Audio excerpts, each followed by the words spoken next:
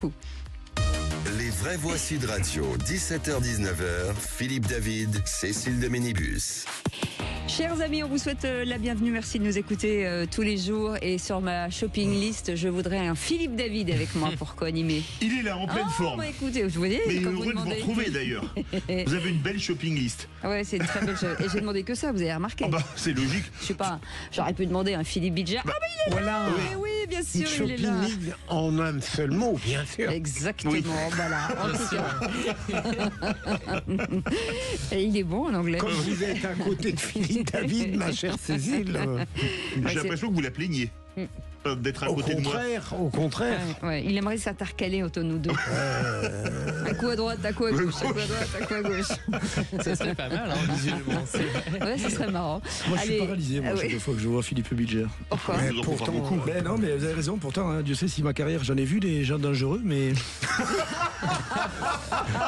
Mais Philippe, à chaque fois, je le demande parce que je sais qu'il analyse en détail. Mais François m'appelle Racaille.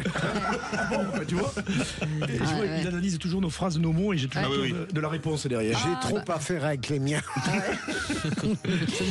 Allez les amis, on vous souhaite la bienvenue. Le sommaire de cette émission, le grand débat du jour à 17h30. Un conflit armé en France est possible, estime le directeur de la gendarmerie nationale dans un courrier adressé au plus haut gradé.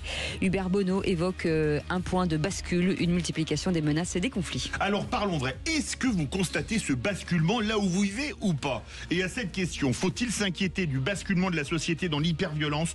Vous dites oui à 96%, vous voulez réagir au délai vraie voix, attendre vos appels au 0826 300 300. Notre invité pour en parler, Alain Bauer, sera avec nous, criminologue. Et puis le coup de projecteur des vraies voix. Le chauffeur de car scolaire a été contrôlé positif aux stupéfiants après l'accident mortel de ce matin à Châteaudun, en Eure-et-Loire. Le renversement du car a tué une lycéenne et fait de plus d'une trentaine de blessés. Alors parlons vrai, est-ce qu'on ne ferme pas les yeux sur les stupéfiants, ces chauffeurs de car? Et à cette question, faut-il mettre des détecteurs de stupéfiants pour les chauffeurs dans les transports publics?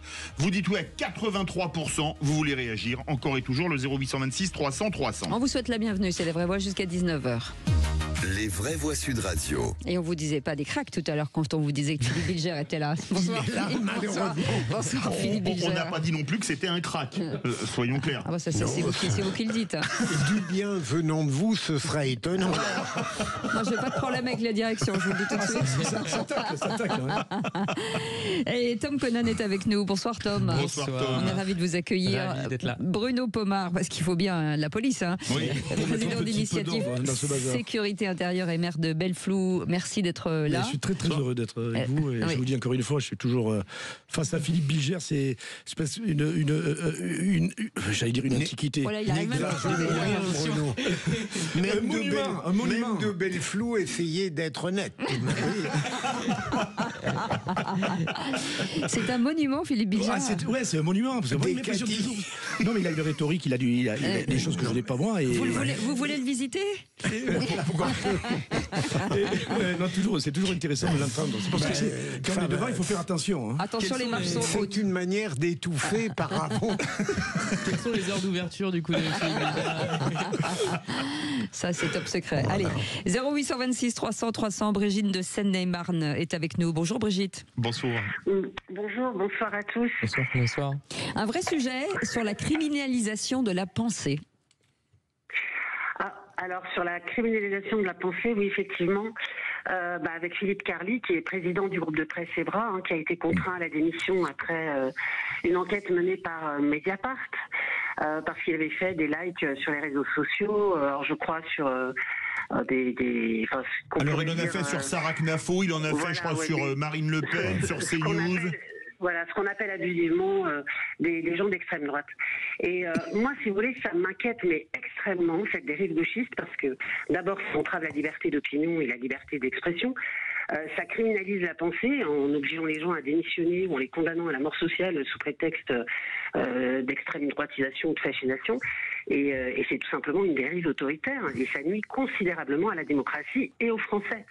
Alors j'ai envie quand même rajouter qu'à partir du moment où avec le Covid on a ouvert la boîte de Pandore en faisant des Français un troupeau de moutons obéissants, maintenant il n'y a plus aucune limite. Donc on veut fermer le réseau social X, on va fermer C8, on va condamner à des amendes colossales CNews ou Europe 1 mais jamais France Info. Qu'est-ce qu'on va faire après? C'est quoi la suite? Les gens qui like par exemple Sarah Knafo ou autres, ils vont être licenciés, les élèves ils seront stigmatisés, on va les empêcher de passer des examens.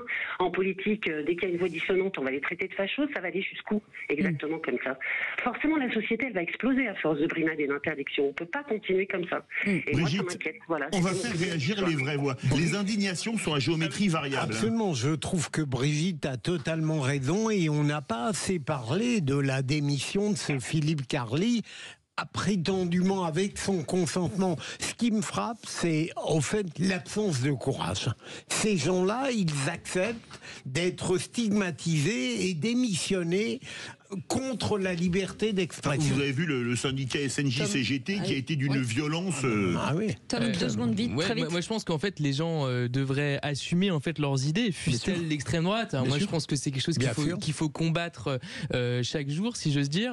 Mais voilà, après tout, ils ont parfaitement le droit de s'exprimer, mais qu'ils l'assument. Surtout quand ils le font pas. Non, mais qu'ils partent pas la queue entre les jambes. Oui, c'est un peu lâche. Non, mais je crois que la dame a tout à fait raison quand on parle de criminaliser la pensée. Mais on en est là. Mais en même temps, ces gens, toute cette extrême gauche. Enfin, ça dépend quelle pensée. C'est une minorité. On arrive au bout. C'est une minorité. Et je crois que la venue de Trump a donné un petit peu un coup de semonce à tout ça. On n'a pas le temps. Non. Mais sauf si c'est très court, Philippe. Allez-y. On criminalise une minorité, mais qui a un poids immense. Oui. Et restez avec nous, merci beaucoup. En tout cas, Brigitte, on est ravis de vous accueillir ici. Vous êtes notre vraie voix du jour et puis vous serez avec nous au Qui c'est qui l'a dit pour le premier débat. Dans un instant, le réquisitoire du procureur. Sur Bruno Retailleau, Marine Le Pen. Oh là! Dis donc. J'ai eu peur, il a dit Bruno. Ouch. Allez, on fait une petite pause. On revient dans un instant. On vous souhaite la bienvenue. On est ensemble jusqu'à 19h pour du débat et pour vous au 0826 303. Les vraies voix jusqu'à 19h avec Philippe David, bien entendu. On est très bien entouré, Philippe. On est bien entouré, oui. Ouais. On a la police, on a l'apparence de la justice et on a le talent artistique. Et on a avec vous, évidemment, le charme et le talent. Ouais, oh là, franchement. Le charme et le talent, quand même. C'est vrai. Non, c'est avant le talent ou avant le charme, je sais pas. Bon, je vais mettre le talent en premier. Ouais, d'accord. Puisque vous l'aviez dit en deux, donc c'est pour ça que je... Ah bon? Vous avez des preuves? En tout cas, Philippe Bilger est avec nous, Tom Conan et Bruno Pomar, et vous au 0826 300 300. Et Félix Mathieu est là aussi. Bonsoir Félix. Bonsoir Cécile, bonsoir tout le monde. Les trois mots dans l'actu dans un instant. On parle de quoi? On va parler de ce crash à Washington après la collision entre un avion et un hélicoptère de l'armée, certainement 67 morts. De cet accident de bus qui a tué une lycéenne à Châteaudun en Eure-et-Loire, de la commission mixte paritaire, 7 députés, 7 sénateurs pour tenter de trouver un budget, et puis de la dégradation d'une nécropole dédiée aux tirailleurs sénégalais dans le Rhône. En 3 mots, accident au pluriel, commission et honte. Et on en parle dans un instant. Tout de suite, la voix est au procureur. Les vraies voix Sud Radio, le réquisitoire du procureur. Philippe Bilger. Et voulait requérir sur Marine Le Pen qui s'en prend spécialement à Bruno Retailleau. Oui, Marine Le Pen qui est enfin sortie d'un deuil qui l'a beaucoup éprouvé. Hein. Elle est restée quelques jours dans une affliction certaine.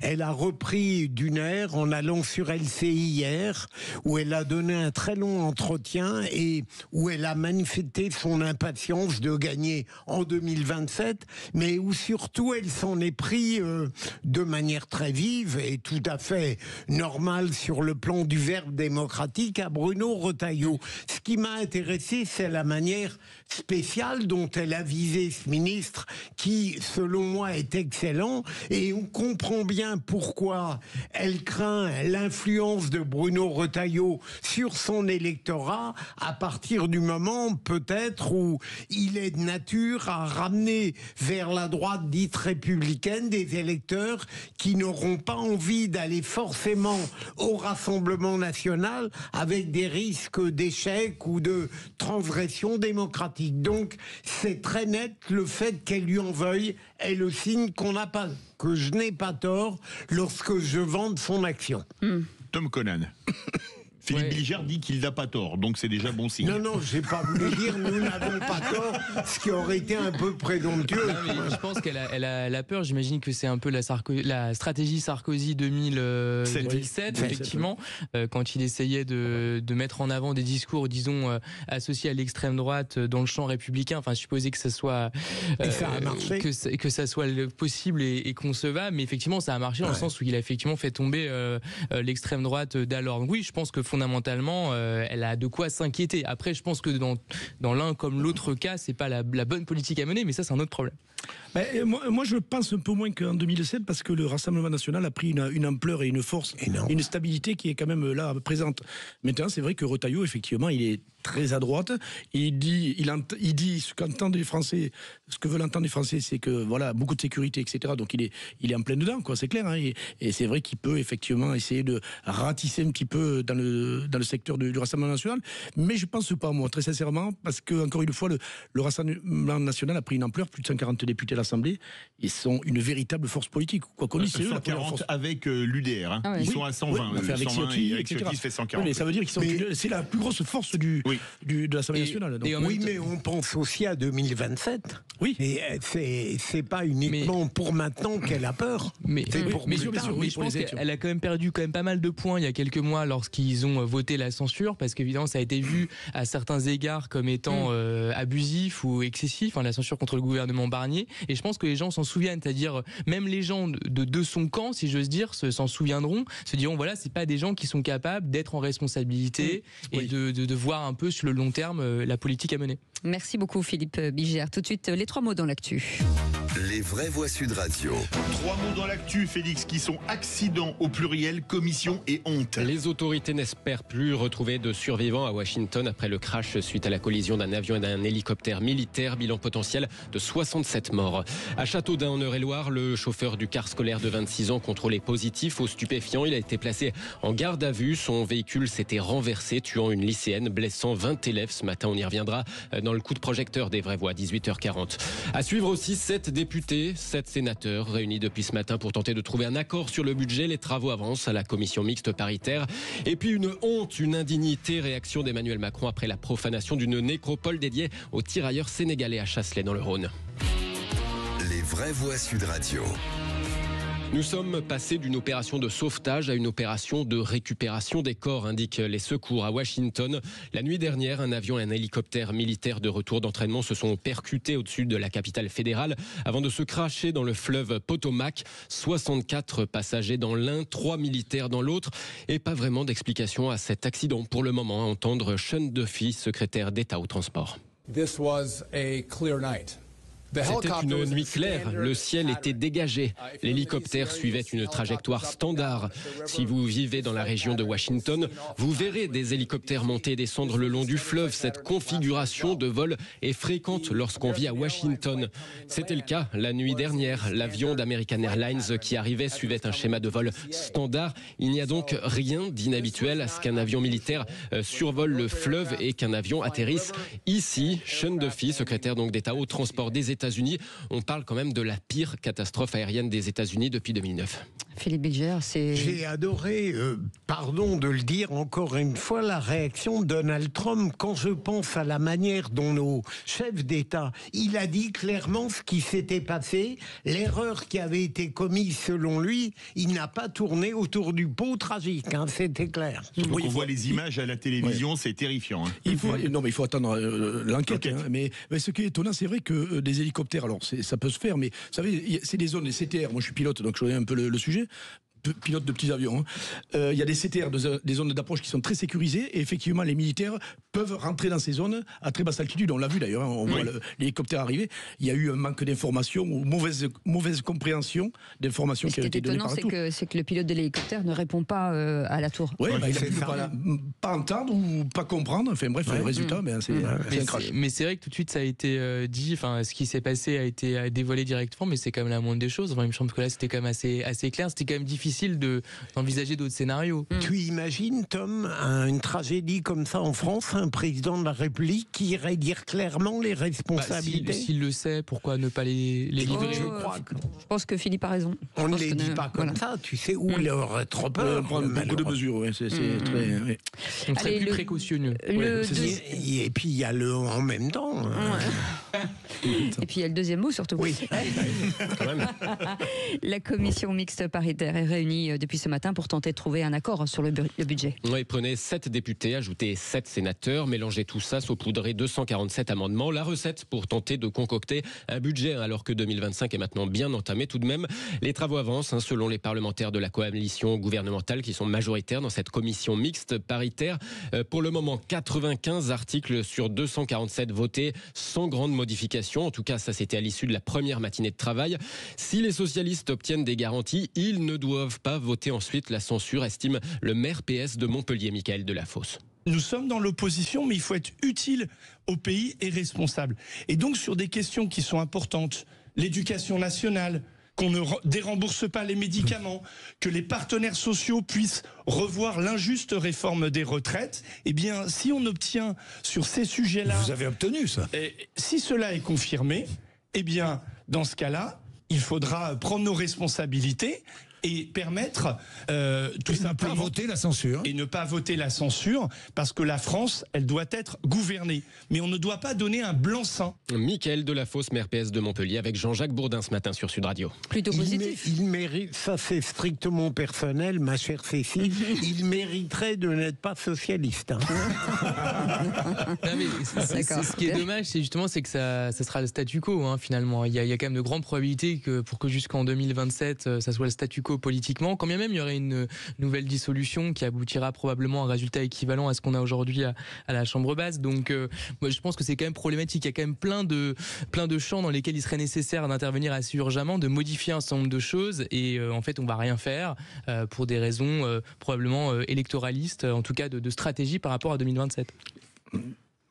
Non, je vais rien rajouter, sinon que effectivement, le problème c'est que tous ces hommes politiques et femmes politiques, de gauche comme de droite, n'ont qu'un seul objectif, c'est les prochaines élections 2027, il y a les élections de maire, etc. Enfin, il y a tout un tas de choses qui se préparent, et puis voilà, on ne s'occupe pas des affaires de la France, c'est ce qui est assez terrifiant d'ailleurs.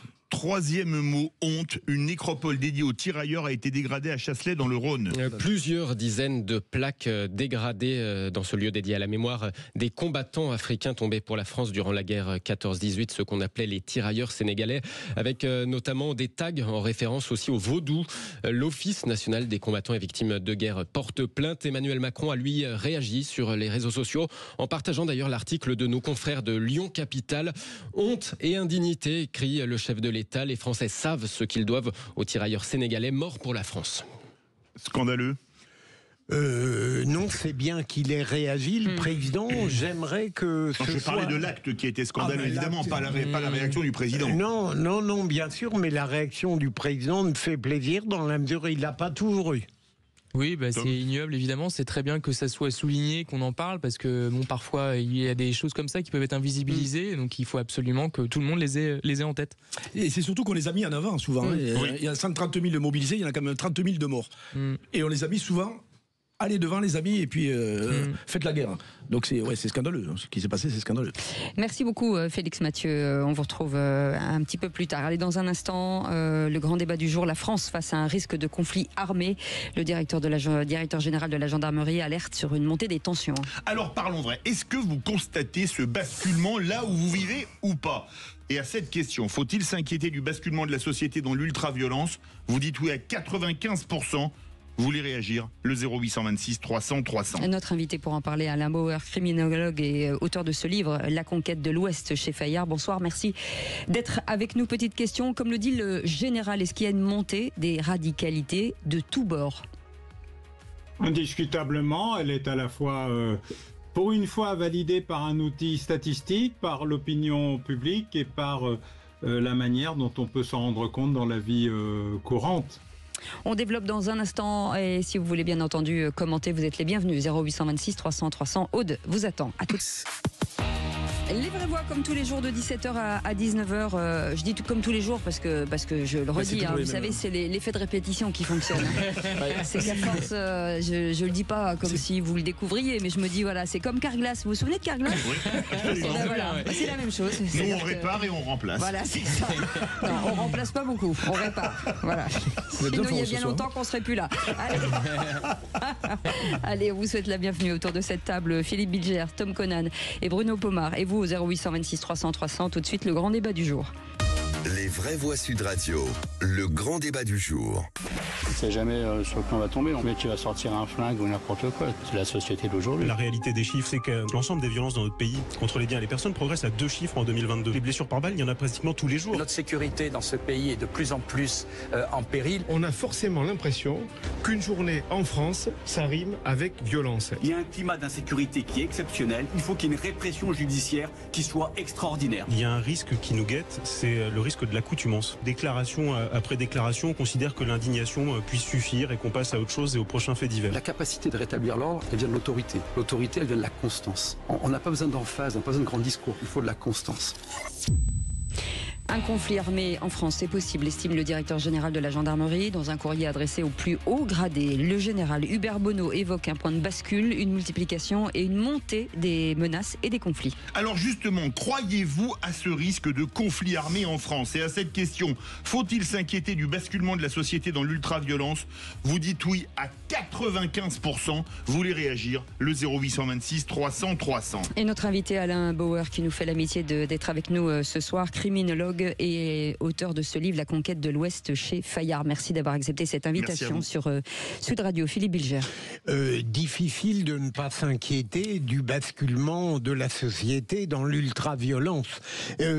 Moi, ce qui me frappe, c'est que en dehors de quelques idéologues d'extrême gauche ou d'une gauche qui n'a pas compris à quel point la société avait changé, l'inquiétude, voire l'angoisse, elle existe tant au niveau des sachants et des experts qu'au niveau du commun des citoyens, sans l'ombre péjorative que ça implique. C'est cela qui, n'importe qui, nous-mêmes, nous commençons à ressentir non seulement un sentiment, puisque l'insécurité existe, même à l'époque où Dupond-Moretti parlait de sentiment, mais on sait que votre question est pertinente parce que tout le monde ressent cela, du plus haut des savants jusqu'au plus quotidien des citoyens. Pardon. Tom Conan. Moi, je veux rien banaliser, je suis pas du tout un expert du sujet, je vais écouter Alain Bauer avec intérêt, mais j'ai quand même l'impression que ce sujet revient, enfin moi j'ai l'impression que ça fait 10-15 ans que je l'entends.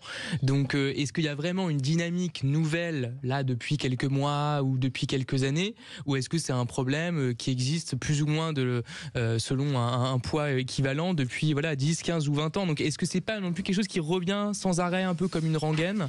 Voilà, j'attends d'en savoir plus. Alors moi je partage un peu ce que dit Tom, parce que moi j'ai connu pendant 10 ans, j'étais dans les quartiers de Corbeil-Essonnes, Tarteret pendant 10 ans, 95-2005, du temps de Serge Dassault, et on avait des émeutes urbaines, on avait des rixes avec la police, entre bandes, on avait tout ça. On avait du stup, on avait les prémices de l'islamisme qui rentrait dans ces quartiers, Pyramide, la Grande Borne et Corbeil-Essonnes et Tarteret. Mais néanmoins, oui, quand même, on a pris un degré supplémentaire dans la violence des jeunes. Et moi, je l'ai vu, je le vois encore, puisque je suis sur Marseille actuellement à travailler avec mes équipes. Et on se rend compte que, oui, effectivement, il y a une véritable organisation de la criminalité. Je pense qu'Alain Bauer va aller un peu plus loin dans ce que je viens de dire, qui est quand même assez impressionnant. On le voit avec la DZ Mafia, avec le type Yoda, sur lesquels on a commencé à taper dur. Mais n'empêche que ces structures-là sont mises en place et elles sont solides. Du crime. Elles sont solides et très organisées. Alain Bauer, on rappelle que vous êtes criminologue, vous venez de sortir La conquête de l'Ouest, publié chez Fayard. Quand on parle de conflit, et même de conflit armé en France, vous voyez plutôt un conflit politique type Espagne 1936, un conflit ethnique type Liban 1975, ou plutôt un conflit avec les mafias? Je l'aurais jamais fait cette question. D'abord, une petite précision pratique, je ne suis toujours pas criminologue, mais toujours professeur de criminologie, l'un avec une fonction, l'autre un métier, et j'essaye d'exercer ce métier de manière précise. Je salue ceux que je connais bien, Philippe Bilger et Bruno Pomar, en plus de vous-même et M. Conan, que je ne connais pas encore, pour indiquer que, comme toujours, il y a une vision historique qui est nécessaire pour comprendre si effectivement il y a dégradation, nouveauté, révolution. Or, il faut le savoir, en matière d'à peu près toutes les politiques publiques en France, et particulièrement nos responsables politiques, sont des amnésiques. Ce qui est nouveau, en général, ce qui est gênant. Alors, il y a des cycles, et ce qui se produit aujourd'hui est une inversion de cycle. Nous avons un seul indicateur fiable depuis 1539, merci à François Ier, non seulement pour le français, mais pour l'état civil, qui est celui des gens qui naissent et qui meurent. Ce qui nous donne une indication démographique à peu près précise de la mortalité et de plus en plus la mortalité violente. On est passé en 4 siècles de 150 homicides pour 100 000 habitants à 2. Je pourrais doctement vous expliquer, et vous ne me croiriez pas, et vos auditeurs non plus, que jamais la situation n'a été aussi bonne. Et en fait, j'aurais eu à la fois raison, c'est vrai sur 4 siècles, mais c'est faux depuis 2012. En 2012, nous avons atteint le plus bas niveau historique des homicides en France. Alors, les homicides, c'est facile, ça ne se truque pas, ça ne se passe pas sous le tapis, un cadavre est un cadavre, un corps est un corps, c'est à peu près bien enregistré, autant par les services de police que par les services médicaux ou les services d'état civil. Le trucage est très compliqué. On est à plus de 1000 aujourd'hui. On a gagné 50% en 12 ans, puisque ce sont les chiffres 2024 que je vous donne. Jamais la dégradation n'a été aussi rapide, jamais elle n'a été aussi intense, jamais elle n'a été aussi brutale, et surtout si je rajoute les tentatives d'homicide, qui ne sont que des homicides ratés, soit par l'incompétence du tueur, soit par l'efficacité des services de secours, sujet qui n'est pas tout à fait secondaire, y compris pour une décision de justice récente, et qui a beaucoup ému les populations, c'est-à-dire la relation entre une agression physique et la mort décalée de la victime, qui s'est traduit il y a quelques heures ou quelques jours par une décision de cour d'assises qui a beaucoup ému la famille de la victime. Vous voulez parler d'un acquittement? Nous sommes à 5000. 5000. C'est le chiffre le plus élevé depuis que nous avons un outil statistique, c'est-à-dire 1972. Donc en 10 ans, inversion de tendance extrêmement rapide sur les homicides. En 50 ans, le plus haut niveau jamais enregistré sur homicide et tentative. Il se passe donc quelque chose. Si vous rajoutez les coups et blessures volontaires, tout ce qui relève de la violence physique, dont on a une idée plus ou moins précise en fonction des déclarations des gens qui viennent le dire, et de l'enquête de victimation, où on demande aux gens ce qu'ils ont subi et pas toujours ce qu'ils ont déclaré, ce qui est une manière de vérifier que la police ou la gendarmerie enregistre tout, on découvre que nous sommes face non pas à un sentiment d'insécurité, mais à un climat de violence, et ceci nous le savons par la parole des victimes directes de l'agression. Il n'y en a jamais eu autant, en tout cas dans la période moderne. Nous sommes face à un changement de cycle intense, rapide et extrêmement violent, et surtout, les auteurs sont plus jeunes, beaucoup plus jeunes. Ils se tuent ou s'agressent entre eux, ce qui est un sujet particulier à cette proportion de population. Et il y a là, effectivement, un problème majeur sur le retour de la violence physique en général dans la société. Philippe Bilger, non ? Bruno Pomar, vous l'avez constaté, vous, en tant que flic d'élite dans les quartiers difficiles? Oui, mais flic d'élite, justement, on n'est pas nécessairement dans ces quartiers. Quoique, parfois, maintenant, on saisit le RAID, le GIGN et la BRI pour aller régler les affaires de criminalité. Ce qu'on ne faisait pas, nous, avant, d'ailleurs. Quand j'étais au RAID, moi, on faisait que de l'antiterrorisme. On n'est jamais allé dans des quartiers où faire des sauteries sur des groupes de jeunes. Maintenant, ils le font de plus en plus. Il faut savoir que la BRI est saisie en permanence pour faire ce que j'appelle des sauteries, moi, chaque fois. Non, je suis d'accord avec ce que dit Alain, évidemment. C'est un sujet que sur la jeunesse, sur le créneau jeunesse, la violence est extrême. Moi, je le vois, je reçois 3000 gosses à travers la PJJ tous les ans et en stage de réinsertion, de rupture, etc. Je me rends compte que c'est une difficulté. En 34 ans, la difficulté est énorme de pouvoir maîtriser, éduquer ces gamins-là. Et on a des bombes atomiques, quoi, au présent. Et c'est un véritable sujet pour tout ce qui est éducateur, de prévention spécialisée, etc., qui sont totalement dépassés par les comportements ultra-violents des jeunes. Vous avez peur aujourd'hui dans votre vie de tous les jours, en allant dans la rue, par exemple, venez témoigner au 0826 300 300. Alain Bauer, comment on explique ça? Est-ce que c'est un problème de politique publique? C'est un problème de quoi, en fait? Tout à coup, ce basculement. Alors, je pense que c'est surtout un problème d'absence de politique publique. Parce que, comme sur beaucoup de sujets, l'État s'est retiré de ses missions de souveraineté. La protection est la première mission de l'État. C'est le contrat qui existe entre l'État et nous, dans un pays où l'État à créer la nation. Et donc, à un moment, il a décidé qu'il en faisait trop, qu'il était trop dur, trop conservateur, trop tradi, trop réac. Vous pouvez utiliser tous les mots que vous voulez. Et donc, il s'est retiré de ses missions traditionnelles et en même temps, tout ce qui faisait intermédiation dans la société, et moi je salue beaucoup le travail de Bruno, mais pendant longtemps, à l'époque du service national, les militaires disaient qu'ils jouaient à faire papa et maman pour compenser les difficultés qu'ils avaient déjà avec ces populations. Et donc, quand vous supprimez dans l'ordre ou dans le désordre, le Parti communiste, l'Église, les interventions municipales, les interventions étatiques, les supports à la prévention, à la dissuasion et aussi les politiques de réinsertion, de sanctions non seulement pénales mais éducatives, eh bien vous êtes face à un désastre qui fait le rôle naturel de l'État, fixer des limites et trouver des solutions à des problèmes. Et quand on refile ça uniquement aux familles, dont la plupart sont plus licenciés que démissionnaires, il y en a, mais voilà, quand il n'y a plus de père PAIRS et plus de père PERES, eh bien nous sommes face à un souci qui est que quand il n'y a plus rien, eh bien la nature a horreur du vide. L'État a failli pour beaucoup de sujets, sur nos souverainetés militaires, sanitaires, industrielles, etc., mais aussi sur ce soutien naturel qui existait avant aux politiques familiales et à l'interdit et à la gestion de l'interdit, parce qu'il a considéré, après tout, entre remords colonial d'un côté et incapacité à agir sur des populations qui s'étaient beaucoup émancipées, eh bien, il a considéré qu'il fallait laisser une autorégulation, comme sur beaucoup d'autres sujets, et elle a défailli. Et je le précise, ce ne sont pas les juges qui sont coupables. Contrairement à ce qu'on dit beaucoup, jamais les juges n'ont puni aussi dur, aussi sévèrement des populations aussi jeunes et aussi nombreuses. Mais ils le font avec une lenteur désespérante.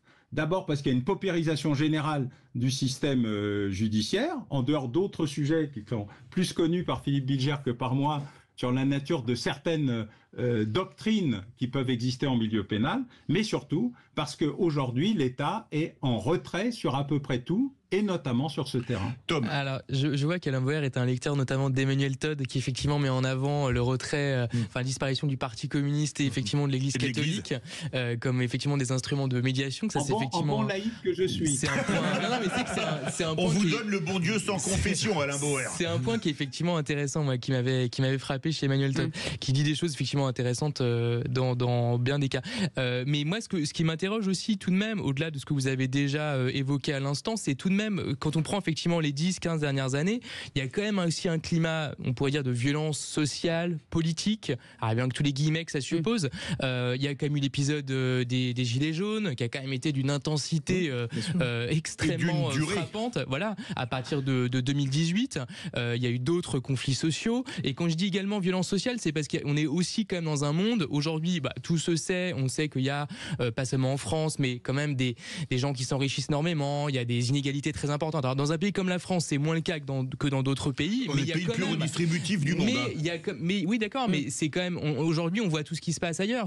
On voit des gens qui sont des milliardaires, etc., qui vivent très bien, et on a l'impression aussi parfois que ça nous renvoie une image qui est pas très agréable, en fait, qui est pas très favorable. Et donc je pense que tout ça aussi nourrit, il me semble, un certain ressentiment par rapport à la société qui peut pousser dans certains cas, pas tous évidemment, à des actes violents.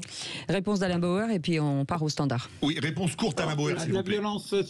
La violence sociale ou la violence ouvrière était beaucoup plus intense évidemment au 19e siècle qu'aujourd'hui, et surtout quand on interroge les auteurs de ces violences, ils sont des ultra-capitalistes, pas des ultra-marxistes. Allez, le 0826 300 300. Brigitte est avec nous. Rebonsoir Brigitte. Oui, bonsoir.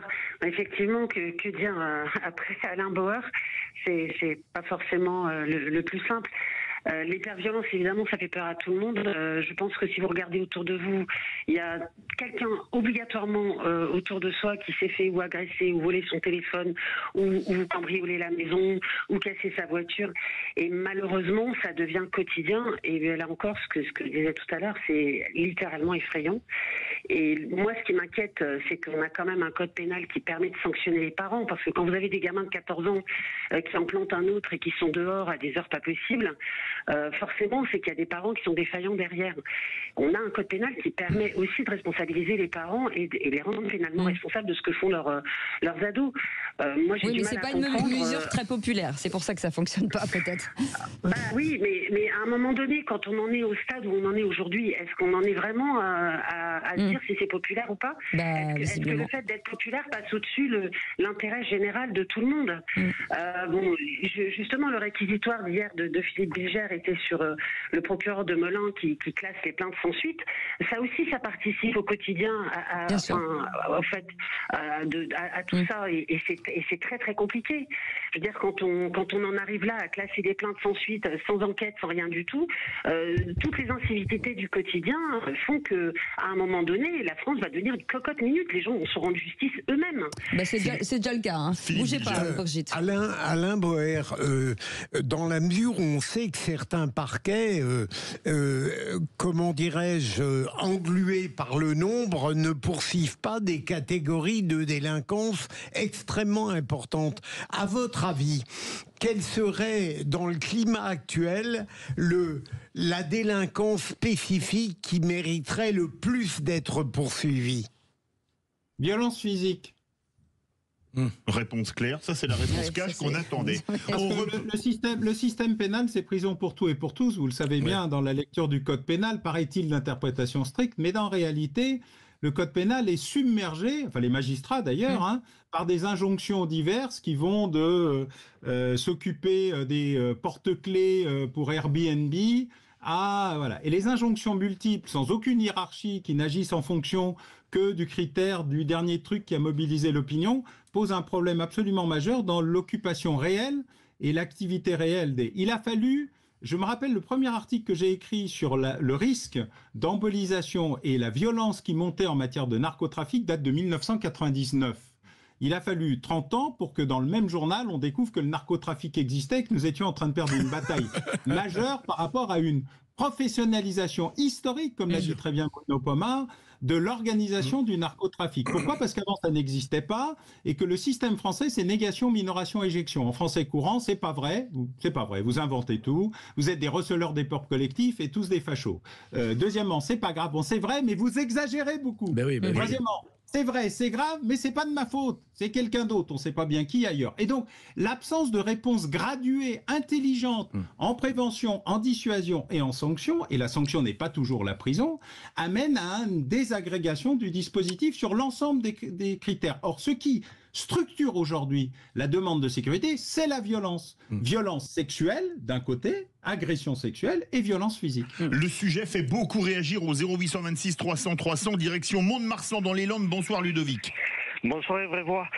Oui, en effet, mais j'ai l'impression que les drames se suivent et les débats se ressemblent, après celui de lundi également. Là, ça fait quelque temps que la société occidentale dérive vers un entre-soi communautaire, ce qui développe aussi une forme de chaos.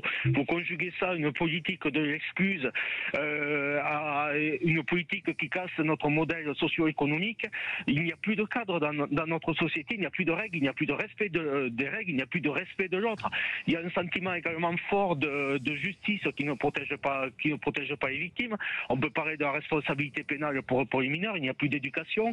L'autorité de l'État est complètement bafouée. Et le pire, c'est que il n'y a plus confiance en nos institutions. Aujourd'hui, en cas où on a développé une sorte de France orange mécanique. Et le législateur qui doit prendre aussi des dispositions. Il y a un code qui existe, il y a des lois qui existent, mais le législateur doit aussi prendre les dispositions nécessaires.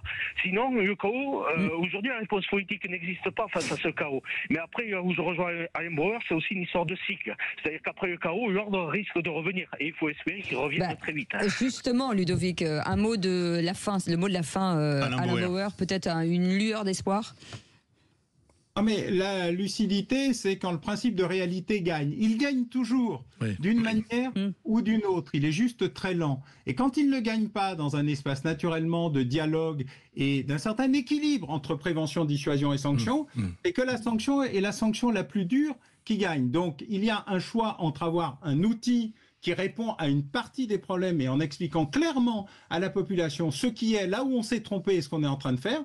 Une partie qui revient à ce que disait Philippe Bilger tout à l'heure, très justement sur l'accident d'avion à Washington, ou une partie qui dit on s'est jamais trompé, on a toujours eu raison et le peuple n'a rien à dire et on va lui dire comment faire et ça ne marche pas, donc le peuple dissoudra ses dirigeants et en changera. Merci Alain Bauer, professeur de criminologie au Conservatoire national des arts et métiers. Son dernier livre, La conquête de l'Ouest, publié chez Fayard. Et pour résumer sa dernière pensée, c'est que le mensonge prend l'ascenseur et la vérité prend l'escalier.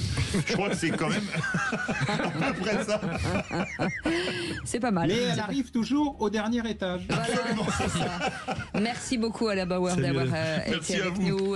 Brigitte, vous restez avec nous dans un instant. Le qui c'est qui l'a dit. Ils en ont dit encore des bêtises, hein, nos politiques. Les politiques, là, ils ont... Et on les remercie. On va finir par monter un championnat. L'escalier ou la fourchette. Allez, à tout de suite.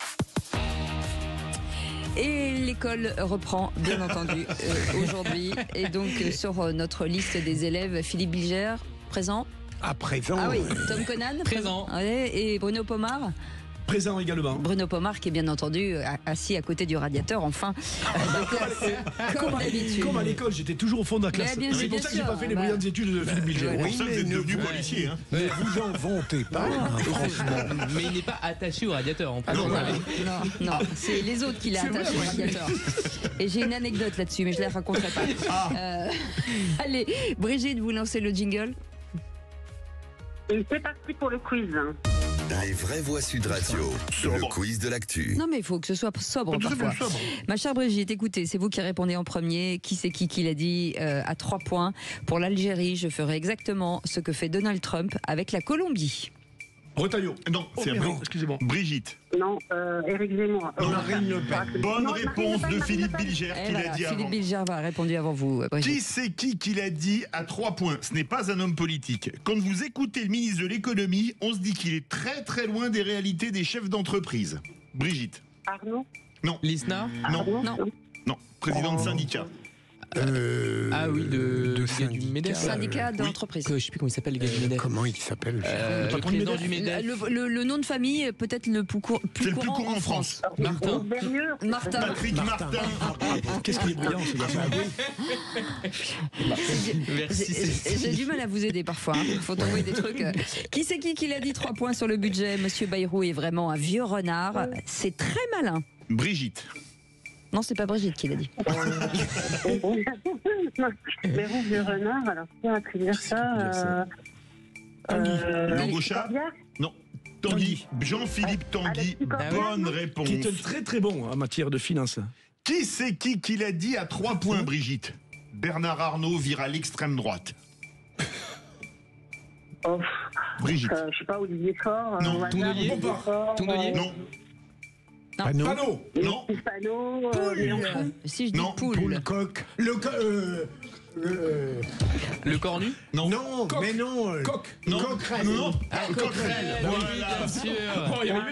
Parce qu'il y a Aurélien Lecoq et Éric Coquerel chez les députés LFI.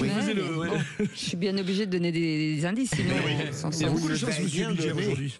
Allez, qui c'est qui l'a dit 3 points? Écoutez bien, Brigitte. Jamais je n'abandonnerai le combat en faveur de la laïcité. Quand la gauche tourne le dos à ses valeurs, elle recule électoralement. C'était sur Sud Radio ce matin, Brigitte. Ah oui, effectivement. Alors, et Philippe a dit il mériterait d'être de droite. Ben, je l'ai. Oui, non, c'était pas Manuel Valls qui était là ce matin. Non, mais non. Brun. Non, mais on l'a dit. Un maire, mais oui, un maire. Michael de la Fosse. Ah, le maire de Montpellier, bah oui. J'ai plus aucune mémoire. Comment je m'appelle, Philippe? C'est bon. Du moment où vous vous souvenez de moi, c'est l'important. Qui c'est qui l'a dit à 3 points sur le sentiment de submersion migratoire de Bayrou? Je ne vais pas m'arrêter au mot. La réalité, c'est que nous ne maîtrisons plus notre politique migratoire. Brigitte. Retailleau? Non. Je passais Retailleau aussi. Non. Darmanin? Non. Non. C'est un homme qui a du poids. Ouais, dans tous les sens du terme. Larcher. Ah, j'ai dit président du Sénat. J'ai dit président. Ah ben non, j'étais premier. Je pense que j'étais premier. Hein. Il a dit président du Sénat, vous dites Larcher. Bon, on va prendre Larcher. Allez, on est sympa. Larcher. Alors, qui Eh bien, le verdict. Qui c'est qui a gagné? Qui c'est qui a... Alors, il y a encore match nul. 6 Philippe Bilger, 6 Tom Conan, 3 pour Bruno Pomar et Brigitte n'a pas démérité. Voilà, on va lui donner un point de consolation. Merci beaucoup. Merci beaucoup, Merci Brigitte. C'était un plaisir de vous avoir avec nous. Bonne soirée. Vous nous écoutez depuis longtemps, Brigitte? Oui, quasiment tout le temps, le matin, le soir. Moi, je suis fan de Sud Radio. Voilà, je trouve que la liberté d'expression, c'est vous et voilà, et Europe 1 et CNews. Voilà, vous faites partie de mon top 5. Voilà. Je peux vous dire quelque chose, Brigitte? Allez, dites-moi. Vous avez du goût.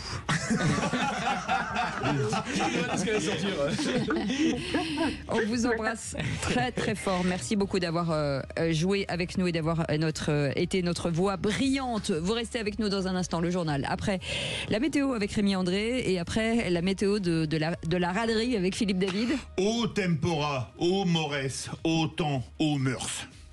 Ah oui, c'est. Je vous fais ça en poésie latine pour teaser. J'ai rien compris. Mais j'ai dit en latin, après j'ai traduit. Oh, rage au désespoir. Aux vieillesses et à tout de suite, les amis. On vous souhaite la bienvenue si vous venez de nous rejoindre avec Philippe Bilger aujourd'hui, Tom Conan et Bruno Pomar et Philippe David dans un instant avec son coup de gueule. En attendant, vous nous laissez des messages sur notre répondeur 0826 300 300 et on les écoute. On a Patricia avec nous. Ah oui, Patricia. Bon, on l'écoute en live. Bonsoir Patricia. Oui. Bonsoir à vous. Ravi de me joindre à votre équipe pour échanger aujourd'hui avec vous. Eh bien, on vous écoute. Oui, alors c'était par rapport justement à votre coup de gueule hier, Philippe David, sur la CAF et l'absurdité justement du fait de ne pas poursuivre, de ne pas en tout cas chercher à récupérer les sommes d'argent qui sont astronomiquement perdues et qui nous coûtent beaucoup. Et c'était une petite anecdote que j'avais à raconter parce que moi justement j'ai eu ce cas parce que mon fils est parti étudier à plus de 300 km de chez nous, donc il a eu pour ce cas un logement. Il a eu la CAF grâce à ça, voilà, donc c'était super. Mais par contre, le pauvre, il a eu le malheur de se tromper dans sa date de fin de logement, c'est-à-dire qu'il a dit qu'il partait en décembre, alors il est effectivement parti en février du logement. Et ceux-là qui se sont mis tout à coup à le poursuivre. Alors donc, ils lui ont demandé 217 €. Hein, imaginez 217 € qu'il ne devait pas en plus. Et le pauvre, abrutissement total, hein, parce que au bout de quelques temps, moi je me suis dit ça y est, ils ont laissé tomber. Puis en même temps, c'est normal, on ne devait rien. Et au bout de 2-3 mois, on a eu des huissiers qui sont venus chez nous pour nous demander cette somme. Au moins 3-4 fois. Alors j'arrêtais pas d'appeler, j'expliquais. J'ai appelé toutes les CAF parce qu'on était concernés par 2 CAF. Hein. Bon, je ne dirais pas celles qui étaient concernées, hein, pour pas non plus abuser, mais bon voilà, il y avait 2 CAF qui étaient concernés et c'était un truc de dingue parce qu'on n'a jamais réussi à avoir gain de cause. Il a fallu que finalement la banque nous fasse un tiers détenteur pour qu'à un moment donné, je dis là stop, alors qu'il avait le pauvre 40 € sur son petit compte en banque. Hein. C'était un étudiant, donc vous imaginez bien. Et voilà, donc Patricia, le pauvre s'est retrouvé bloqué. Je vais rappeler le coup de gueule de Philippe David qui disait que certains avaient entre 100 et 200 000 €. 1,6 million même pour un ambulancier. Pour un ambulancier, oui, qui avait facturé des dizaines de fois le même trajet. Et vous avez les huissiers pour 217 €. Moi, je trouve que c'est mérité, Patricia. Ne l'écoutez pas, Patricia. Elle essaye de démolir mon coup de gueule d'hier. Non, mais c'est Uburois. C'est plus facile d'aller sur une cible comme ça que sur les vrais. C'est sûr. Que les vrais escrocs. Philippe Bilger, il en reste pantois. Non, mais je pense à ce coup de gueule d'hier ou de non. C'était hier. C'était hier. Oui, mon Dieu. Ça paraît déjà si loin. C'est ce qu'on dit, Patricia. C'est 2 salles, 2 ambiances. En tout cas, merci beaucoup de votre témoignage parce que parfois c'est effectivement totalement ubuesque ces situations. Merci beaucoup d'avoir été avec nous. Dans un instant, le coup de gueule de Philippe David. Shabadabada. Un homme et une femme, homme-femme, mode d'emploi. Voilà. Vous allez voir. C'est pas une chanson, en fait, c'est pas un teasing, c'est une énigme en fait. C'est-à-dire qu'il faut qu'on change des trucs. C'est ça. Il est tellement doué dans ce domaine. Oh bah merci. Et pas que. Après, il balance des énigmes et après, il se souvient plus de ce qu'il doit dire. Allez, on fait Il une manque pause. totalement de pénétration en général. On va mettre un carré blanc, Philippe Bilger. Allez, à tout de suite. Bienvenue dans Les Vraies Voix. Et autour de cette table, de cette joyeuse table, j'ai envie de dire, Philippe Bilger avec Tom Conan et Bruno Pomar. Et il y en a un qui va nous casser le moral peut-être. C'est Philippe David avec son coup de gueule. Les Vraies Voix Sud Radio. Comme d'habitude, je vais remettre le clocher au milieu du village, un village qui est la belle ville de Pau, la ville natale du bon roi Henri. Pourquoi Pau? Parce qu'hier, un gynécologue exerçant dans la capitale du Béarn a été sanctionné de 6 mois d'interdiction d'exercer sa profession, dont 1 mois ferme. Pour quel motif, me direz-vous? Il a eu des comportements déplacés envers des patientes, un gynécologue ne recevant que des femmes, il a arnaqué la sécurité sociale, on y revient, il a dit du mal de sa profession dans un média.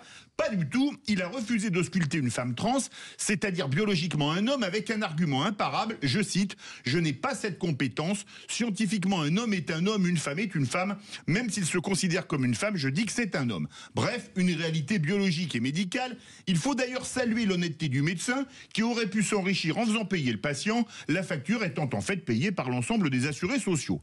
Et je trouve effarant qu'on ait sanctionné ce médecin et ce déni de réalité biologique. Comment appellerait-on un pneumologue qui accepterait d'ausculter une personne pour des douleurs abdominales et un neurologue pour des difficultés à respirer, des charlatans et des escrocs à la sécurité sociale? Pourtant, après cette sanction inique, l'homme est poursuivi devant les tribunaux pour transphobie, après avoir été victime d'une véritable chasse à l'homme sur les réseaux sociaux. On espère simplement que la justice fera la part des choses et ne condamnera pas ce médecin honnête et intègre. Rappelons qu'il n'y a que 2 sexes et que quand on est une femme, on va chez le gynécologue et un homme chez l'urologue, une réalité oubliée par ceux qui ont sanctionné ce médecin, parmi lesquels il doit y avoir un grand nombre de proctologues.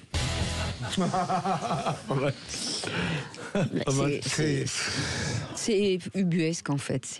Oui, absolument. Ça manque totalement de fondement et à mon avis, c'est totalement... non, mais c'est incroyable. Mais je devrais faire confiance à la justice, mais je suis inquiet. Je suis inquiet. Non, je crois que, écoutez, le médecin, il a à faire ce qu'il a à faire et puis il a pas même pas à justifier, je dirais. Voilà, c'est quelqu'un qui a une grosse responsabilité, le médecin, donc il peut pas se permettre. Mais c'est toutes les dérives de notre société, quoi. On est parti du wokisme, c'est toutes les dérives. Voilà, et c'est cette minorité-là qui veut imposer la loi à tout le monde et c'est un peu, c'est perturbant. C'est pas pour le plaisir de prendre le contre-pied, mais je suis pas d'accord parce que, en l'occurrence, non, mais j'ai regardé en fait précisément. Donc cette femme trans en fait a commencé une démarche de transition de genre depuis 3 ans, donc pas la semaine dernière. Donc c'est quand même quelque chose d'assez qui est en cours. Évidemment, c'est une transition qui a pas forcément été menée à son terme. J'entends bien, mais en tout cas, elle a bien été largement entamée. Donc ça peut faire sens d'aller voir dans ce contexte-là un gynécologue. Vous êtes allé déjà chez un gynécologue ou pas?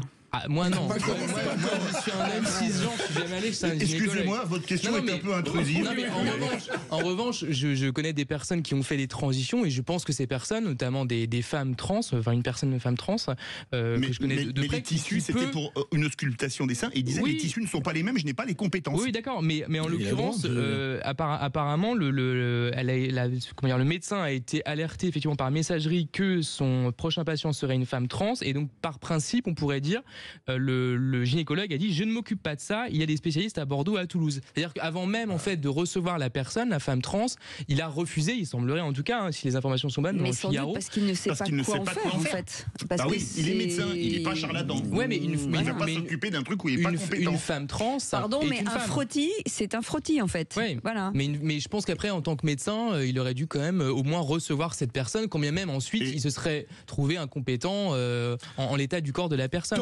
Tom, la prochaine visite qu'il va faire, il va aller chez un gynéco, je pense. Non, mais ça me semble être un manque de délicatesse. Voilà, à minima.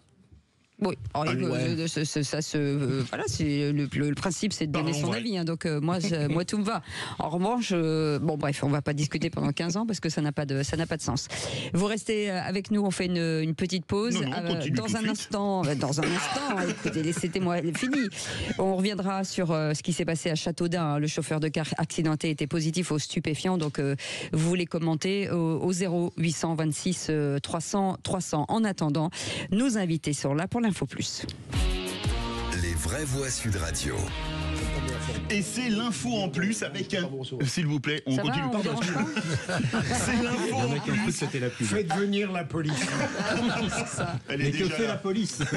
C'est le lancement d'un nouveau prix littéraire, le lancement du prix de la pensée libre lancé par deux personnes qu'on a le plaisir d'avoir, Paul Melun et Tony Gomez. Bonsoir. Merci Bonsoir à tous. Alors pourquoi avoir créé ce nouveau prix de la pensée libre? Vous pensez, comme la première auditrice des Vraies Voix, qu'aujourd'hui la pensée était vraiment, la liberté de penser était vraiment en danger? Mais ça aurait presque pu être votre auditrice qui nous aurait inspiré le titre de notre prix. Nous aimons avec Tony, c'est notre point commun. On a beaucoup de différences, à commencer par nos parcours, mais on a un point commun, c'est qu'on est très attaché à la liberté.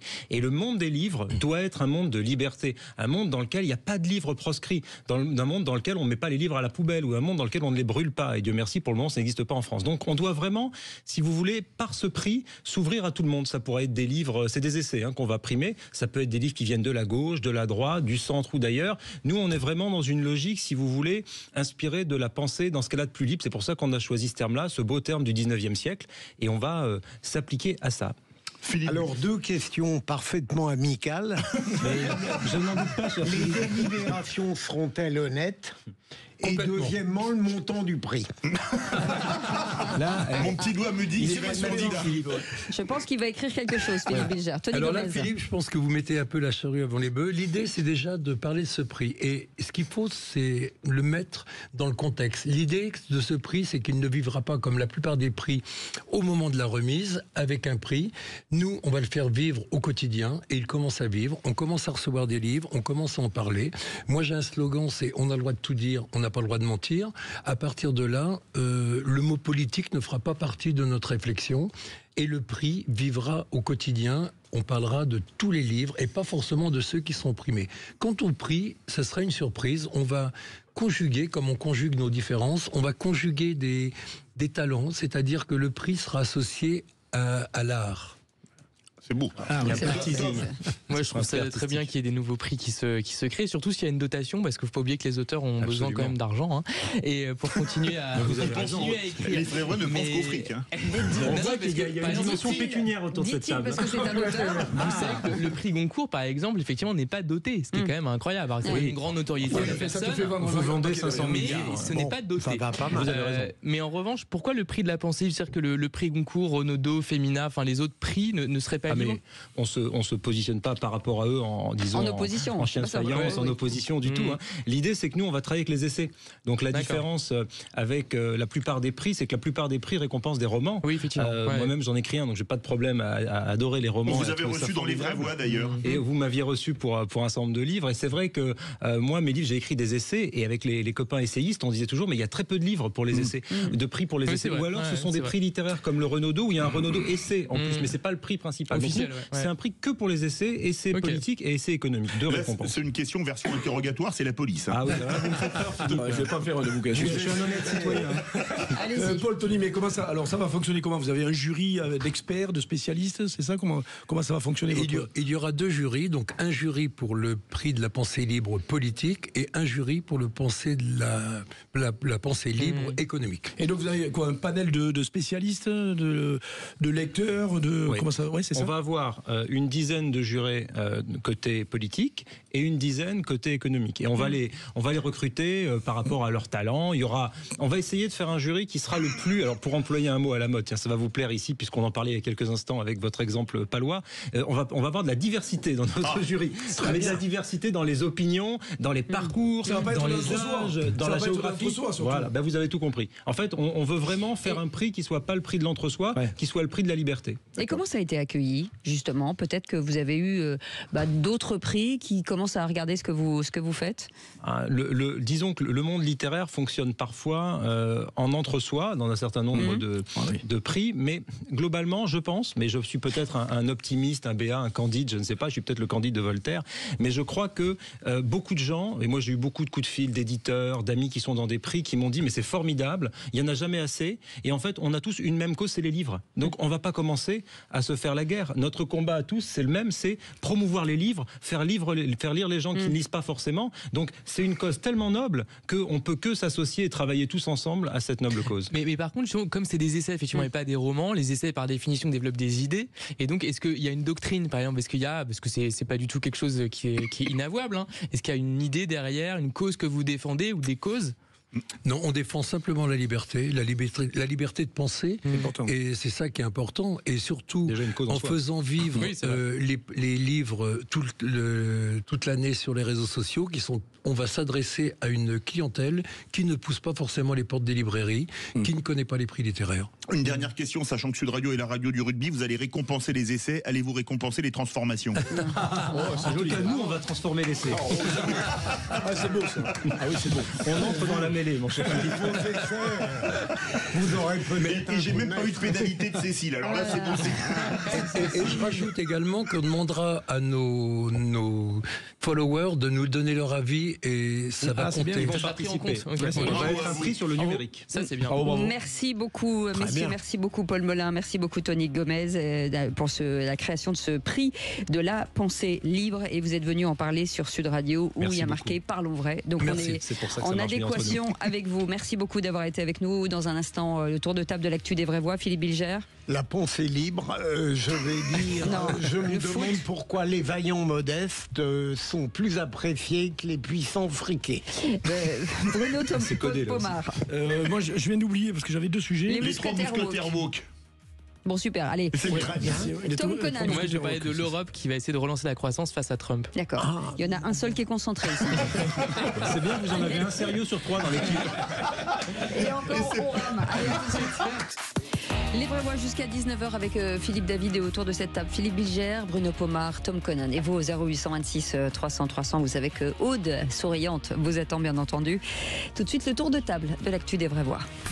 Oh, dites, je vais envoyer les actualités. Vous venez les voir dans la cabine? Je vais vous raconter une histoire pas banale. Et vous me racontez pas votre petite journée? On a assez perdu de temps comme ça. Le tour de table de l'actualité. Philippe Bilger, vous vous posez la question pourquoi au foot on préfère les vaillants modestes comme Brest aux puissants friqués, je vous cite, comme le PSG. Oui, pour une fois, j'ai fait preuve de malhonnêteté, contrairement à l'accusation que certains profèrent à mon égard.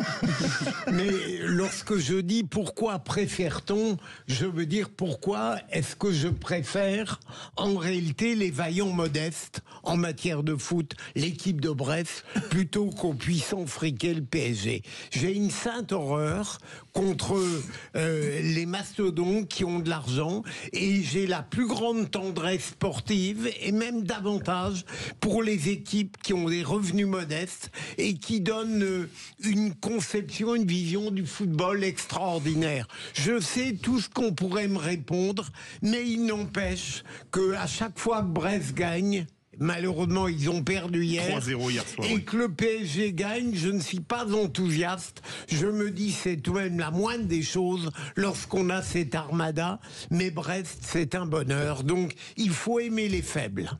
Vous êtes d'accord avec ça, les petits poussets, on les aime bien, comme quand en Coupe de France, une équipe avec un plombier et un magasinier arrive à éliminer des pros. Ouais, moi j'aime les faibles, mais je dois toujours rappeler que je n'y connais rien en matière de football. Et en revanche, ce que j'aime mettre en avant, c'est le tennis, parce que le tennis, on ne le voit pas assez, et donc c'est des faibles médiatiquement.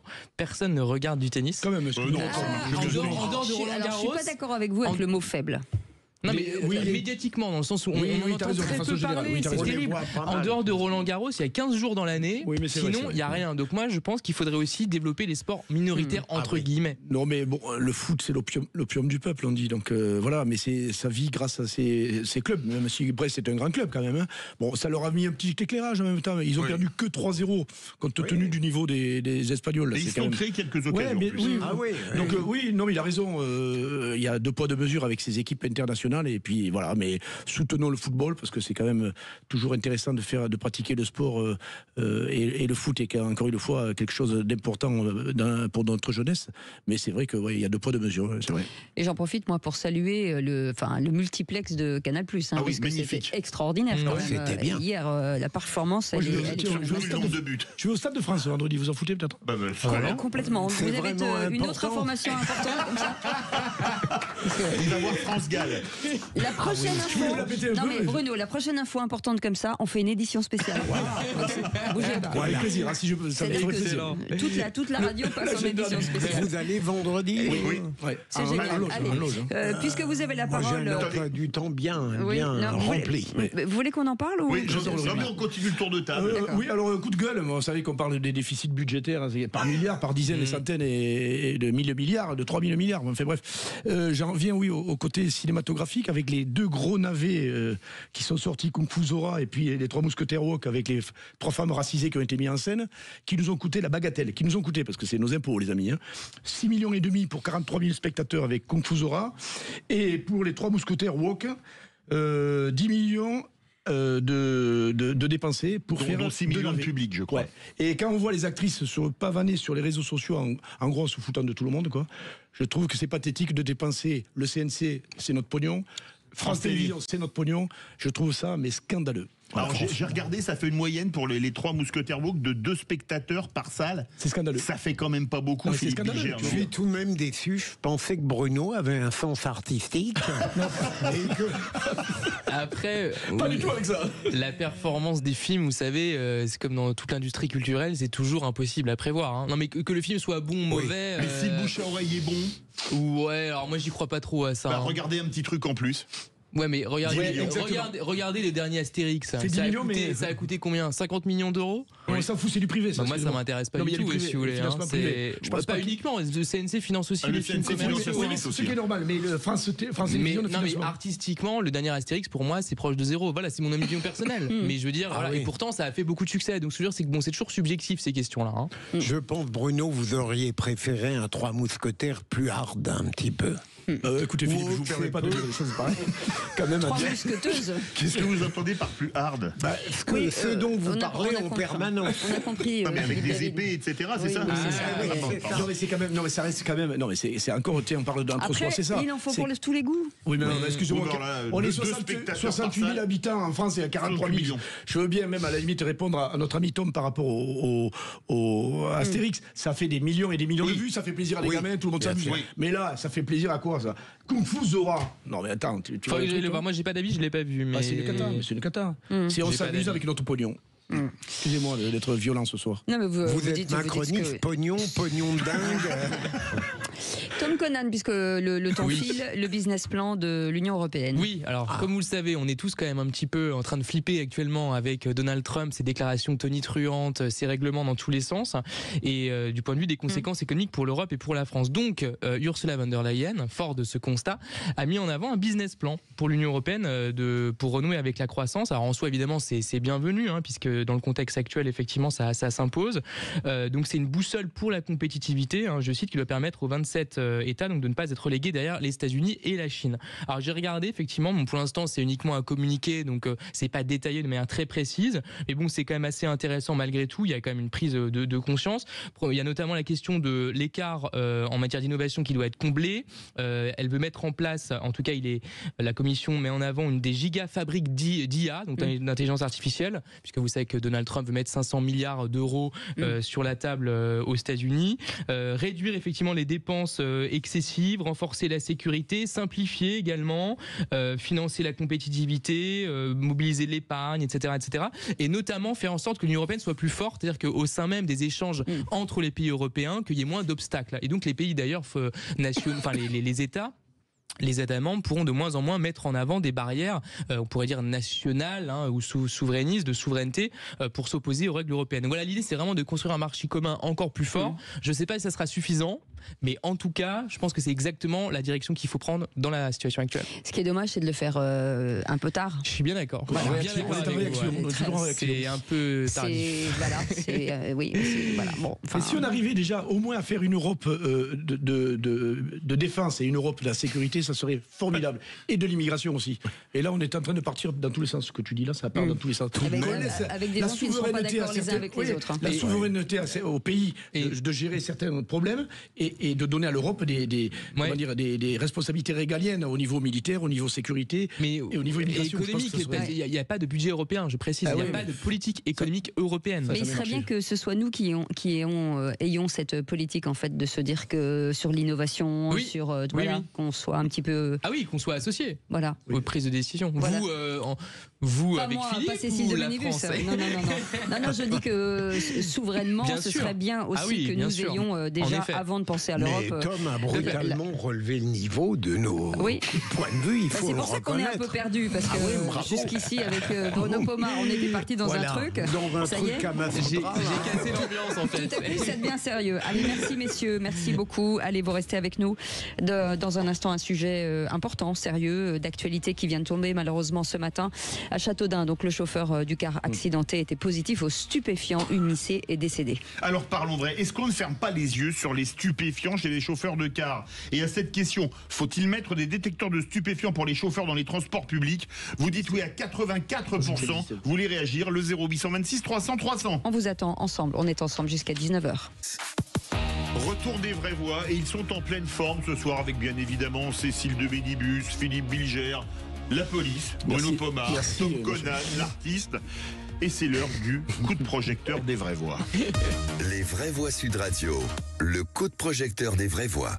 Un car couché sur le bas-côté de la route. Au moment du drame, 35 adolescents issus de différents établissements alentours se trouvaient à l'intérieur. Il aurait fait une sortie de route sans que pour le moment on sache vraiment pourquoi. Mais selon les toutes dernières informations, le bilan sanguin du conducteur du bus a relevé qu'il était positif aux stupéfiants. C'est un drame effroyable, on ne fait jamais assez pour la sécurité. On vit un drame avec un décès, c'est terrible pour un territoire et une ville. Un dernier bilan officiel, lui, fait état de 34 blessés, dont une adolescente qui aurait perdu la vie. Et donc le chauffeur du car scolaire a été contrôlé positif, vous venez de l'entendre, aux stupéfiants après l'accident mortel de ce matin à Châteaudun. En Eure-et-Loire, le renversement du car a tué donc cette jeune lycéenne et a fait plus de 30 blessés. Alors parlons vrai, est-ce que vous avez déjà eu des doutes sur un chauffeur dans un car ou dans un bus? Et à cette question, faut-il mettre des détecteurs de stupéfiants pour les chauffeurs dans les transports publics? Vous dites oui à 84%. Vous voulez réagir? Le 0826 300 300. Philippe Bilger, c'est encore une actualité très violente. Bien sûr, tout ce qui est de nature à favoriser la sauvegarde des gens dans ce domaine comme dans d'autres aura mon total assentiment. C'est tout de même un des fléaux de la modernité, c'est qu'on ne peut plus compter sur la conscience personnelle des gens. Comment un chauffeur peut accepter de prendre en charge un car en étant gangrené par les stupéfiants et probablement persuadé malheureusement qu'il va commettre des imprudences. C'est un scandale. Donc tout ce qui est même coercitif, je suis pour. Et là, Cécile, j'ai appris que on pouvait tout à fait faire la détection des stupéfiants à l'heure actuelle. Mais il faut la faire, il faut la rendre obligatoire. Il y a un éthylotest au démarrage pour l'alcool, pour certains bus, mais après... Et puis évidemment, lorsque quelqu'un est détecté positif, on le sort des transports, de ces choses-là. Hein. Mais c'est de la même manière que les tests qui existent pour les pilotes d'avion, qui sont très drastiques, avec des interdictions de boire, etc., avant de prendre le manche, si j'ose dire. Là, il devrait y avoir effectivement le même type d'interdiction, avec des sanctions très dissuasives derrière, parce qu'effectivement, c'est une mise en danger, pas seulement de soi-même, mais d'autrui, et en plus de plusieurs dizaines de personnes. Je trouve ça effarant. Et puis, c'est pas la première fois, surtout. On se plaint qu'on est dans une société qui est de plus en plus sécuritaire, où on met de plus en plus de verrous partout. Mais comme tu le dis, Philippe, c'est effectivement intolérable de voir qu'un chauffeur de bus puisse conduire sous stup. Encore une fois, il va falloir mettre encore des règles pour que, compte tenu que les gens sont plus capables de se maîtriser eux-mêmes, il faut encore une fois les tenir, les faire souffler, comme on le fait avec l'alcoolémie. D'ailleurs, ça se fait dans les sociétés de transport, et sanctionner systématiquement. Là, il y a un mort et des dizaines de blessés. C'est quand même et mettre des règles et les faire respecter. Parce que j'imagine que si on le met en œuvre, je vais attendre un nombre de protestateurs sur le plan des libertés individuelles. Bien sûr. Mais toujours. Il y a une question que j'aimerais vous poser. Moi, j'ai été très gros rouleur. Alors, j'ai pas soufflé assez de fois dans les l'éthylotest. J'ai soufflé 3 fois. Heureusement. Non, mais en plus, j'ai été à chaque fois négatif, cher ami. Et comme j'ai bu, je ne conduis pas. Par contre, on ne m'a... Bon, ça, j'aurais pas été positif, j'ai jamais pris de drogue. Mais on ne m'a jamais fait souffler, détester, pour faire un test si j'avais pris de la drogue. Et est-ce que ça prouve pas quand même qu'il y a une certaine complaisance mondaine pour la drogue qu'il n'y a plus pour l'alcool, parce que l'alcool c'est non de la loi de ceux qui font les lois, parce que finalement l'alcool c'est ce que prennent plutôt les prolos et la cocaïne etc c'est ce que prennent plutôt le haut du panier. Mais je crois que et j'espère que c'est en train de changer tout de même, on commence à constater je pose la question. Mais en tout cas je peux dire qu'à chaque fois que j'ai été à côté de vous dans vos voitures je n'ai jamais eu peur. Je tenais aussi, pardon, je rebondis, je tenais aussi à rappeler que le nombre de gendarmes qui arrêtent des gens dont les enfants ne sont pas attachés à l'arrière. Oui, pareil, c'est fréquent. Je vous le dis, des bébés, c'est fréquent. Ah bah c'est extrêmement fréquent. Et là, je rappelle quand même que je trouve que la sanction est un peu basse, c'est 90 € d'amende, alors que c'est obligatoire. C'est-à-dire un coup de frein, même pas un accident, un coup de frein, le bébé il passe devant. Et c'est 90 €. Mais moi j'ai beaucoup de copains motards, de compagnies de motards, CRS ou mobile, qui me disaient, ils sont intransigeants. Je leur disais, putain, soyez un peu indulgents des fois les mecs. Mais ils me disent, si tu vois ce que j'ai vu en matière d'accident, quand tu arrêtes les gens comme ça, les gosses qui sont pas attachés, le mec sous alcool ou sous stup, tu lui donnes le compte. Ils méritent que ça. Et ils ont raison quelque part. Il faut sanctionner. Mais c'est pas que les classes hautes, contrairement à ce que vous disiez. Parce que moi, je me rappelle quand j'étais plus jeune, ça m'est déjà arrivé plusieurs fois, même assez souvent, de monter dans des bagnoles de gens qui étaient plus vieux que moi généralement, qui parfois, et c'est terrible hein, quand j'y pense maintenant, avaient un joint à la main et une bouteille de Smirnoff Ice, genre un truc à côté, entamé en train de picoler, etc. Mais vraiment. Hein. Et moi, j'en suis, je montais là-dedans, je me disais putain, c'est quand même bizarre. Et on arrivait à bon port en général. Alors, je crois qu'une des personnes a été en cure de désintoxication quelques mois plus tard, mais je veux dire c'est des choses qui quand même sont très courantes, y compris dans des milieux complètement moyens. Je vous parle vraiment de banlieues parisiennes tout à fait médiocres. Si je puis dire. La banalisation de la drogue. Ce que je disais, c'est la banalisation de la drogue. On tape à fond sur l'alcool, très bien, mais pourquoi est-ce qu'on ne tape pas sur la drogue? 1,5 million de consommateurs quotidiens de cannabis, je parle, même pas de coke et compagnie. Et 1 million de cocaïnomènes comme en France. Les antidépresseurs, pareil, mais c'est une catastrophe pour notre pays, on le sait tous. Puisqu'on cherche encore à trouver des psychologues, etc., pour traiter ces gens-là, et on se rend compte qu'on n'arrive pas à trouver de réponse, parce qu'il y a de plus en plus de gens qui sont sous stup, parce que problème perso, parce que dépression, etc., etc. Mais raison de plus de prendre les transports en commun pour ceux qui éventuellement en prennent et qui ont du mal à sortir d'addiction, qui a un vrai problème. Mais il y a beaucoup d'endroits en province où il n'y a pas de transport en commun. Attends, je vous rappelle aussi qu'il y a, je vous coupe, mais les médicaments, avec les somnolences de certains médicaments, on vous interdit de conduire aussi. Donc on n'est pas dans la drogue ni dans l'alcool. Donc ça, c'est un vrai souci aussi. Mais en tout cas, voilà, il faut prendre les transports en commun quand c'est possible. Mais Philippe Bilger, vous qui étiez avocat général, moi, ce qui m'a souvent assez effaré, je l'avoue, alors c'est pas des crimes, c'est des délits, c'est de voir, je trouve, la faiblesse des sanctions contre les personnes, par exemple, qui ont tué des gens avec des taux d'alcoolémie qui dépassaient de toute raison, par rapport à ce qu'on peut avoir pour des faits que je trouve moins graves parce qu'il n'y a pas eu mort d'homme. Vous êtes d'accord avec ça ou pas? Parce que c'est toujours jugé comme homicide involontaire. Vous posez des questions d'une telle pertinence qu'on ne peut pas y répondre en une seconde. Non, mais je suis sérieux là. Je crois qu'il y a une multitude de catégories de délinquance au sujet desquelles on exigerait davantage de rigueur. Mais on ne peut pas complètement bouleverser la hiérarchie des sanctions. Alors on est tout à fait libre, dans les cas que vous évoquez, de mettre la peine maximale. Ça ne me gênerait nullement.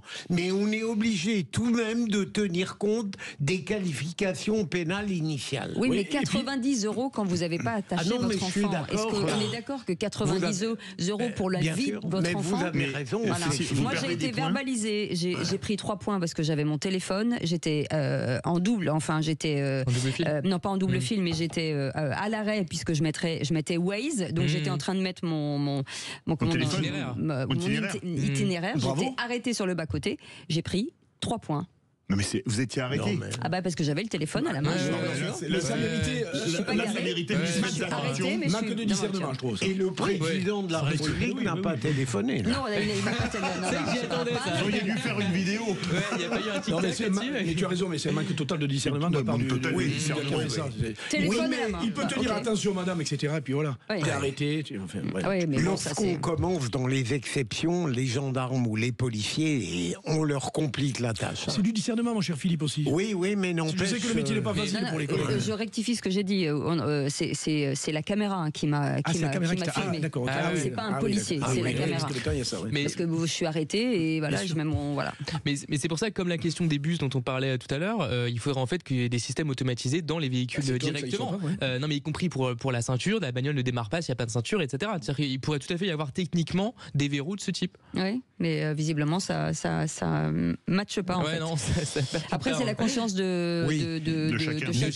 Malheureusement, tout de même, où la morale personnelle ne suffit plus. Et quand on voit en France, on demande aux autres d'en avoir une. C'est-à-dire qu'on n'en a pas forcément, mais on demande aux autres d'en avoir une. C'est là que ça rejoint au niveau des tribunaux, etc., l'amplification des procédures, etc., où les tribunaux sont saturés de toutes ces procédures, parce qu'on a tellement d'infractions dans tous les domaines qu'à un moment donné, on bloque nos tribunaux. Et c'est ça. Merci beaucoup, en tout cas, Philippe Bilger. Merci, Tom Conal. Merci beaucoup, Bruno Pomar. Vous restez avec nous dans un instant, les vraies voix qui font rouler la France.